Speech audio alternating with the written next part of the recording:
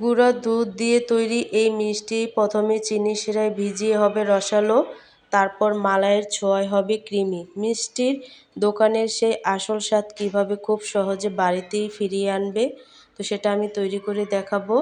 তো তার জন্য কিন্তু এখানে আমি নিয়ে নিছি 1 কাপ গুঁড়া দুধ। তোমরা চাইলে দুধটাকে বাড়িয়ে কমিয়ে নিতে পারো।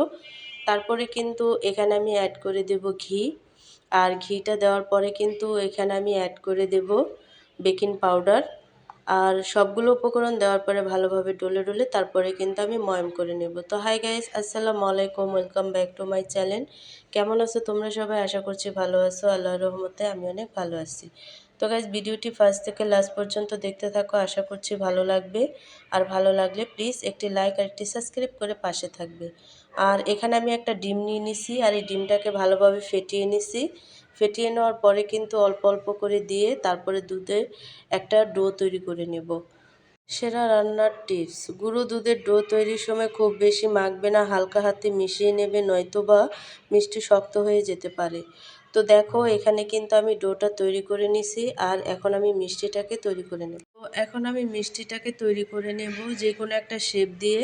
তো তোমরা চাইলে লম্বালম্বিভাবে তৈরি করতে পারো, আমি গোল করে তৈরি করে নেব। তো দেখো, খুব সহজেই কিন্তু আমি মিষ্টিটা তৈরি করে নিছি সবগুলো। তো এখানে একটা হাঁড়ি নিয়ে নিছি, হাঁড়িতে দিয়ে দিচ্ছি চিনি। আর চিনিটা দেওয়ার পরে কিন্তু এখানে আমি অ্যাড করে দেব পানি। তো পানিটা দেওয়ার পরে কিন্তু আমি এখানে শিরাটা তৈরি করে নেব। আর অনবরত নাড়তে নাড়তে দেখবে যে শিরাটা তৈরি হয়ে গেছে। তো দেখো, আমি কিন্তু শিরাটা তৈরি করে নিছি। তো এই পর্যায়ে এসে শিরাটা যেহেতু বলক চলে আসছে, তো এখন আমি যে মিষ্টিগুলো তৈরি করে রাখছিলাম সেই মিষ্টিগুলো কিন্তু আমি এখানে অ্যাড করে দেব। তো এক এক করে সম্পূর্ণ মিষ্টি আমি হাঁড়িতে দিয়ে তারপরে কিন্তু একটু নাড়াচাড়া দিয়ে ঢেকে দেব। আর ঢেকে দিয়ে কিন্তু আমি জাল করে নেব ভালোভাবে।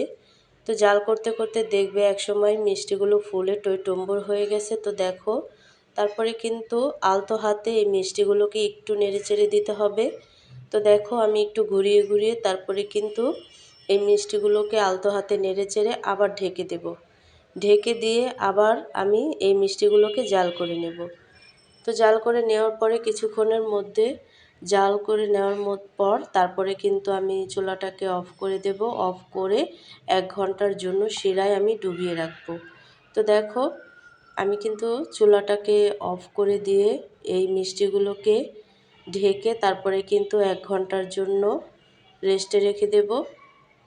আর রেস্টে রেখে দেওয়ার পরে দেখবে যে মিষ্টিগুলো ফুলে টইটুম্বর হয়ে গেছে। তো দেখো, মিষ্টিগুলো কিন্তু অনেকটাই ফুলে উঠছে।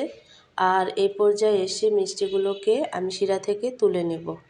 তো এক এক করে সবগুলো মিষ্টি আমি তুলে নেব, একেবারে শিরা ঝরিয়ে তারপরে তুলে নেব। আর এখানে আমি একটা মালাই তৈরি করে নিচ্ছি। তার জন্য কিন্তু মালাইটাকে আমি জাল করে নিচ্ছি। নেওয়ার পরে এখানে আমি অ্যাড করে দিচ্ছি চিনি। আর যে মিষ্টিগুলো আমি তুলে রাখছিলাম সেই মিষ্টিগুলো কিন্তু একেবারে ফুলে ডাবল হয়ে গেছে। তো দেখো, মালাইটা কিন্তু অনেকটাই জাল হয়ে গেছে। এই পর্যায়ে এসে এখানে আমি যে মিষ্টিগুলো তুলে রাখছিলাম সেইগুলোকে এখানে আমি অ্যাড করে দেব। দেওয়ার পরে কিন্তু অনবরত নেড়েচেড়ে আমি জাল করে নেব।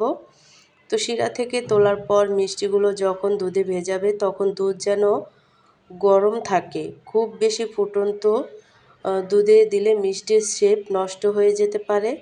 পারফেক্ট ফিনিশিং: মিষ্টিগুলো দুধ থেকে তুলে সামান্য ঠান্ডা করে তারপর গুঁড়ো দুধ গড়াবে। গরম অবস্থায় গড়াতে গেলে গুঁড়ো দুধ দলা পাকিয়ে যাবে, দেখতে সুন্দর লাগবে না।